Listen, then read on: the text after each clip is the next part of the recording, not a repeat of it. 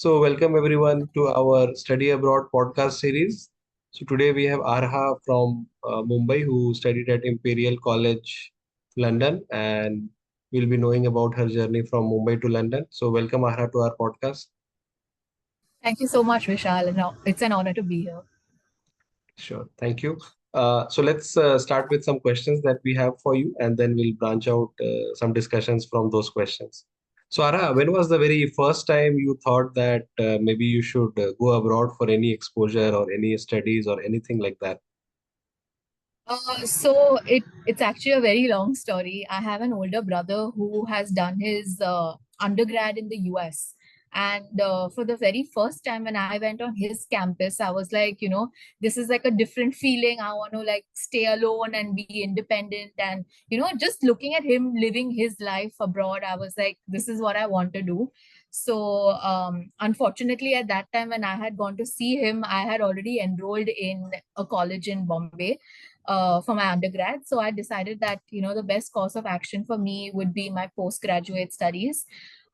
So from my second year of college, I decided that I wanted to go to the UK for my master's, and I had my eyes set on Imperial. So all my marks, all my extracurriculars, all my internships, everything was like so structured and so like thought of because, for the application and everything. So I just went for it, and like that was my dream school. And like, with God's grace, I got in and everything went according to plan. So, you never had any other college in your mind? I mean, when you were applying, did you apply to like more than one college or just one college? In my mind, it was only Imperial or, nothing. But my parents did tell me that, you should follow that whole procedure of like maybe one, two dream schools, safety schools, and then like, the schools that you know for sure you'll get in. So I had applied to a total of five schools in which I got acceptances at all colleges. And these five schools were all in UK or it was spread over other countries also? Uh, so it was only UK, and the colleges were, of course, Imperial, Warwick, City, Manchester, and Queen Mary. And so you saw your brother studying in US and you decided Yeah. UK. So how was that shift in the decision of choosing the country for you? So for me personally, I know that US as a country requires 4 years of undergrad, at least at that point. And I personally had no interest in doing an MCOM to just show that I have 4 years of undergrad. So that was just it for me. And plus, like I believe in the US, you require like a lot of standardized testing, like GMAT, GRE. And since I just finished my college and was applying in my third year of college, I just did not have the time, very honestly, to do like all standardized testings. So I thought UK would be best for me in terms of like visa wise. If I wanted to stay back, that option was there. A lot of Indians, especially my friends, were going to the UK, so it would be like much easier for me. Plus, I had like relatives and stuff in the UK, so everything just fell into place for me. And other than that, I had like two, three of my very close friends who had done the same course from Imperial. And it was like very highly recommended to me. So, that was it for me. And the added advantage was 3+1, right? So in 4 years, you could complete both the bachelor's and master's. That Exactly. is a Exactly. privilege, right? Yeah. You just save on years. Yeah. Yeah, yeah, sure. So you applied to these five colleges and you would have done some profile building or any exercises that you did while like from your Yes. second year, third year, like when you decided that you will go, what were the things that maybe you did differently from let's say your peers who were not planning to study abroad? So for me personally, I whatever I did, okay, so I did a lot of competitions which were outside of my college. I also took part in like a lot of webinars, lot of like seminars which were taken by industry professionals from colleges that I was applying to. So for example, there was this green marketing interview or like seminar of sorts from Imperial, and I attended it. I took the key takeaways from that and I used that in my application, which I feel like was something so unique that even the admissions people were impressed that I had gone into that depth. So I had solely in terms of profile building, I did a lot of competitions. I took part in every single event that my college gave me like the opportunity to do. So we had like an e-cell, we had a case study cohort, all these things I took part in. And other than this, also like in terms of internships, in a span of 3 years, I did 5 internships before I did my master's. So that really pushed my profile because, again, this was a very competitive school. And unlike a lot of people who applied for the same program, I had 0 years of formal, full-time experience. So I just had to show, the admissions that I was very serious about this. I had a story to, say. A lot of people that apply to Imperial just say that I want to work in a big MNC or I want to work in FMCG, which is a very generic thing. So what I recently was to just craft a story around all my experiences, and I made it like sound like I wanted to do after my master's I wanted to specialize in cause marketing, which was something that no one I had spoken to had written about. So yeah, that was just what I did. Sure. So you still had to go through some test like English test or something, or it was waived for your time? No, so I had to give the IELTS. Other than the IELTS, I did not have to give any other test. Okay, okay, sure. And all these five applications were all online. You had to do any physical, courier or something to them, or it was all pretty much online thing for you? Everything was online, I would say, for City University and not City, I mean, Bayes University, Bayes College and Imperial. We had a interview, which no other college had from the ones that I had applied to. So that was very interesting to see because that was something different from the normal application procedure and just submitting an SOP and letters of recommendation. So going through the whole process was very interesting to see for me because the type of questions they asked like varied from school to school and it was very evidently seen. So yeah. And your five applications, you would probably need two or three recommendation letters also per application. Yes. So I needed two teacher recommendations and one or two, like how many over you can, professional recommendations. And you were able to convince people to give recommendation. Was there anyone said that I cannot give so much, I'll give just two or three only? No, I mean, for me, it was quite straightforward because I had built a very good rapport with my teachers in college. And, like having this club society and having like a prominent position in these clubs really helped with my visibility with the teachers. So they knew that, Arha is there and she had been a part of XYZ committee. She has been scoring decently like over the 3 years. And they were very happy to give it to me. So at least teacher wise, I did not have a problem. I mean, when it came to professional LORs, especially for like the bigger companies. So I interned at Leo Burnett, and my boss there, like it was not possible for her to create a whole LOR. So she was happy to give in a recommendation, but she would require me to draft it for her, for example. So these are like certain things. Like the bigger the company, the more hard it is for you to acquire that sheet of paper saying a detailed description of how you are as like an employee. Sure, sure, sure. So it's a good advice for anyone to have at least two, three good people on your side so that you can always ask for this recommendation letter from them. 100%, 100%. Because so many times it's so difficult for you to, get good feedback also on that. And it's very important to have like, positive regards and, like something good said about you, especially when it comes to higher education. Sure, sure. And once you got this recommendation letter and all the application and you got the offer 5 out of 5, I think Imperial was your obvious choice because you're always Yeah. dreaming of Imperial. And then you had to go through this visa accommodation and flight bookings and all. So how was these three for you? Which was the hardest? Which was the easiest decisions? Oh, so I feel like visa was very straightforward for me because again I had interned at a career counselor's office before, so they themselves very nicely like helped me out with the whole visa procedure. So that was a very like well done and structured, and it was a breeze. And especially for UK, if you're going under like a student visa, it's very easy for you to get the visa if you have all your documents in place.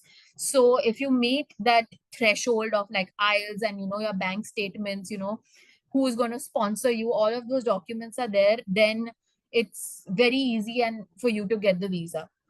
At least that's been my experience. Other than that, flights also was okay. Like once you know that when the start date and all that was figured out. When it came to accommodation, actually Imperial had created a group for all students going to Imperial from Mumbai itself. So we had a meetup and like we met people from the same course, and like then we networked and we came to know that okay, these many people are going from Bombay, and these people are thinking of living in XYZ area.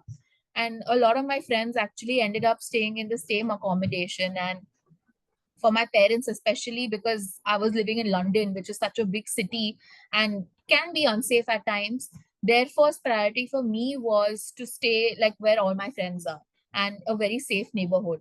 So I think 12, 15 of us, like a whole bunch of friends, all decided to stay in one student accommodation, and I couldn't have been more happier with that choice. So it was like a bulk deal for you in the accommodation. I wouldn't say bulk deal, but it just happened that all of us decided to do that. So it was a lot of fun because we used to go to college together, come back together. Like your very close friend just stays the next room. So you get your own privacy, but you are never alone. Sure, sure. And I think then it was a good deal for the owner of the accommodation. Yeah, 100%.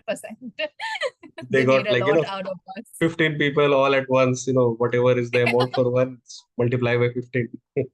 Yeah, they And really the did. day I think you already had this 15 people, so probably all of them or most of them took the same flight to London also, I guess.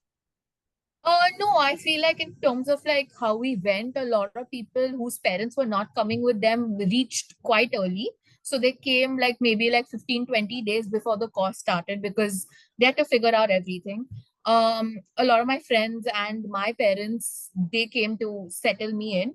So I just reached like maybe 3, 4 days before my orientation, opened my bank account, got a SIM card, the basic things that you have to do, figure out where the grocery shop is next to your house, where like you can get other like amenities, where should which bus to take to go to college, what's your rail route, all of that we figured out in 3, 4 days. It was like a good time for me to just explore and see everything for myself just before my parents left. So that was that. And your classes and all started like in September first week. Is that the time? Yes. Yep, September first week, and we had a 1 week orientation. Okay, so probably this was the time when you went then, like August end. Yeah, exactly. 2 years back this time. Okay, sure. Yeah. And once you landed in London, so this was your first trip to London, or you have been to London before? So I have been to London twice before, but I was really small that time. I must be like 7 or 8. So I didn't really remember it. And again, like because London is so big, whichever area you stay, there's always something to know about it.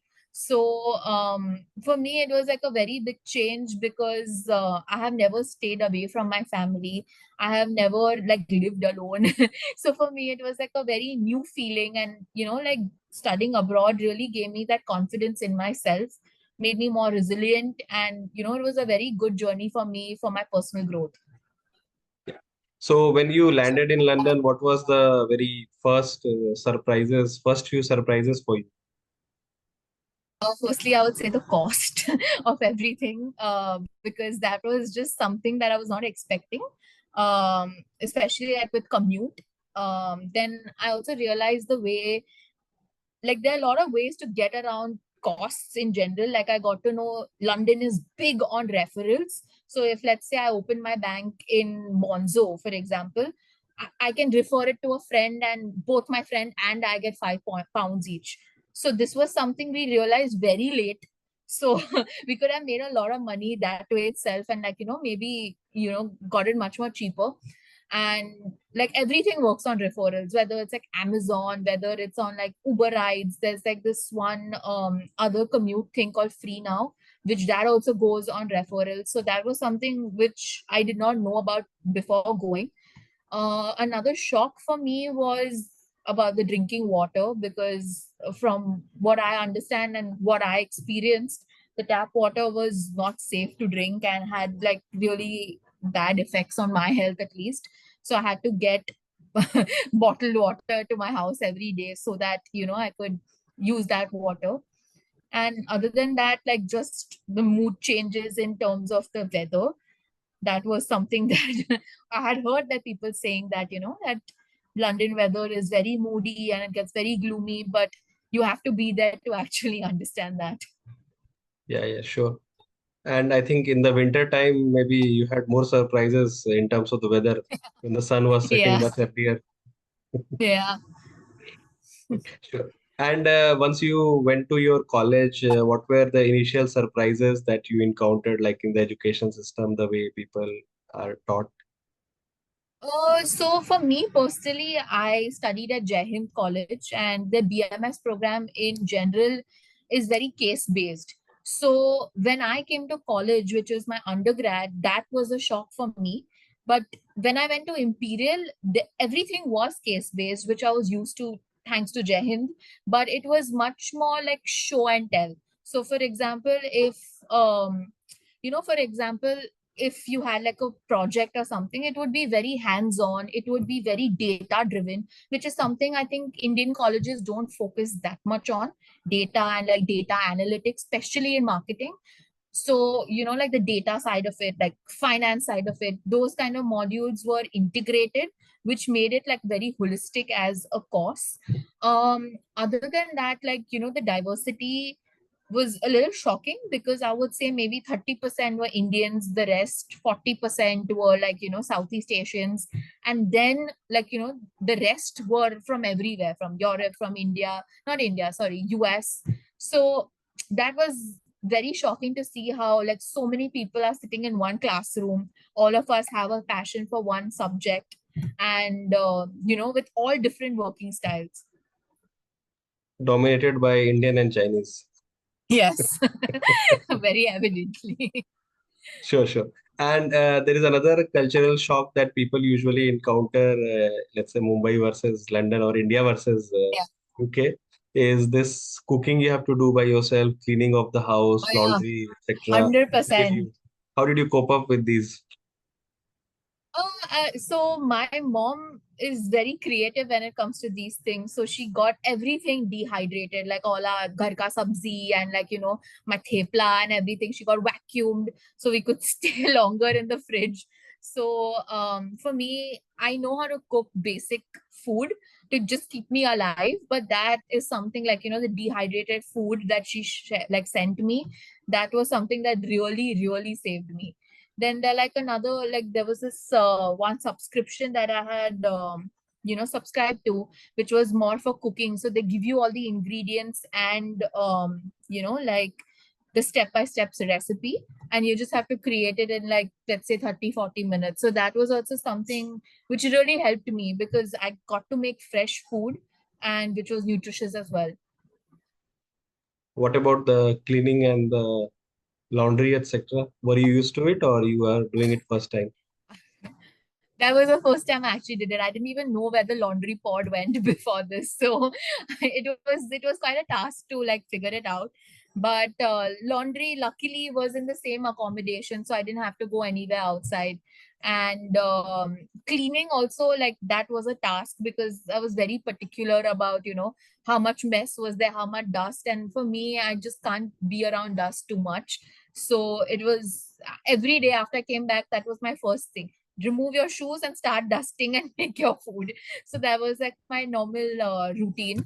That again, like a lot of people underestimate how much work that goes into this. It's not that you're just a full-time student, especially for us, because you know we come from privileged backgrounds that we don't have to do this every day.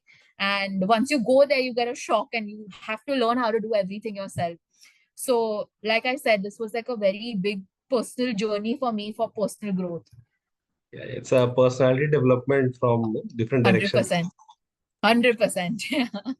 And then there are these part-time jobs, internships, etc., which people also do. Were you involved in any clubs, part-time jobs, internships, etc.? So I had done one internship at London, which was like a small edtech firm, which they needed help with their marketing strategy. So I worked at that firm. The company's name was Lanisa. But a lot of part-time jobs, like the ones which my friends did, were at different clothing shops, like Hollister, Aesop, which is like a skincare brand, and they had to do sales over there. So from what I understand, it's fairly easy to get a part-time there and balance it with your studying. But like the biggest tip I would give anyone is maybe doing this in like maybe the second semester, just because like first semester you're too new and like third semester you're ready to go. So like second semester is ideally like the best time to do it. Sure, sure. And what were your class timings usually? Like, how hectic was the whole routine of studies? So I would say like class timings would ideally fall between like 9 a.m. to like let's say 4. That also we had like good amount of breaks in the middle. We had very very good learning from that, and it was not too heavy. A lot of days, like for example in the second semester we got like Monday off, and Tuesday, Wednesday, Thursday, Friday we had college, and those days it was more packed. So it really depends. At least for my course, I couldn't select, what timings and all, but I believe in the US you can do that. Sure, sure. And any packing tips you would like to give to the audience? 100%. I would say definitely use a vacuum bag to take all your clothes. That was something that really helped me because if you're taking a lot of clothes from here, clothes in general don't weigh that much. They just take up more space. So once you vacuum it, it gives you more space to put other stuff. So vacuuming is something that definitely I would give everyone that recommendation. Other than that, I would say like everything that you can get there. For example, snow boots, jackets, like things like that, which is meant for the cold. People should buy there and not here, just because like you can gauge like how much you need or how little you need. So those things I just bought from there. And other than that, just have your bare essentials that you need. Depends on the weight limit, obviously, but that's what I did. Sure, sure. And what about the placement cell that is not available in like usually UK universities? Did you miss something like that, or was that okay to learn? So the thing is, I knew about this. Like a lot of people don't know that UK in general does not have a placement cell, which is responsible for placing students for sure. In the UK, what we have is more of like a career development, like team that they help you with your resume, with your cover letter. They help you like deciding your strategy, your job search strategy, but they don't give you the job in your hand. You know how we have like companies coming to you from the placement cell. There was nothing of that sort. Of course we had like various career fairs, and alumni meets and like networking sessions, but there was never like a company coming to you saying that look, we want to do like a speed interview with your students. So that was something different for us to like even understand like how the system works. Even jobs over there have like very different procedures from here. You have multiple rounds of interviews over there. You have like assessment centers, which is not very common in India. You have like different stages of the assessment altogether, and super competitive, especially because if you want a visa, it can get very competitive. So that was like small changes that were not there in India, but you got to see all that in the UK. So, what's your aim for the next few years? Like, you have any goals set for yourself? Yeah, so hopefully for the next 1 year, I want to get promoted, hopefully within my current organization. I do want to set up like couple of income streams for myself. So that is something that I'm actively working on. And other than that, like on my end, I just want to like grow professionally and like, personally. So like focus on health, focus on my career, because I feel like this is like the prime time for me. So you specialize in marketing. So it's said sometimes that once you know marketing, you see everything very different. Did that happen to you? I would say that I was always into marketing because, like, right after 12th grade, I started my internships and everything. But, it does make you look at things differently. If you see a billboard that is very clever, you're like, oh, why didn't I think of that? This is so clever. Or, like, if you see a print media, you're like, I could have never thought of this pun or, like, this kind of integration within print. So it does make you think better. It makes you more, like, inclined towards aesthetics. You always see, like, when you're taking a picture also, you're like, oh, this is not placed properly. I think it'll look better this way and sell better this way. So it does wire your brain slightly differently. And we also sort of think that, how people will perceive it. What's the psychology behind all these colors, 100%. all these fonts? 100%. We do like think of every small detail. Correct, correct. So coming to the very last question, Arha, so do you Yeah. have any pro tips for our audience that they should consider if they want to go to Imperial or any UK college in general? So my number one tip would be to apply early, just because it's a rolling admission, and the earlier you apply, the chances of you to get in, whether you have a compatible, profile or not, this just helps you, go ahead and like put your profile ahead. Other than that, I would say that have a very, very clear SOP in mind, and you should have like an end goal after your master's very clearly written, and somehow like tie all your internships, work experience, from different cells to that end goal. And that's what helped me getting into Imperial. And I would suggest and recommend everyone to do that, like regardless of whichever college they're applying to. So these are like my golden tips for applying abroad. Yeah, yeah, sure. So I think in your case, you being so clear from the very beginning was like one good thing for you, and probably that's Yeah. what people should do. If you are clearer and clearer about your goals, then your path might be a bit less of a roller coaster. Yeah. So thank you, Ara, for your time and sharing your experience and insights. And we hope our audience would learn something from here, and some of them might contact you through LinkedIn, etc. So feel free to accept or reject their requests. For sure. Thank you so much for having me on your podcast. Yeah. Thank you. Bye. Thank you. Bye bye.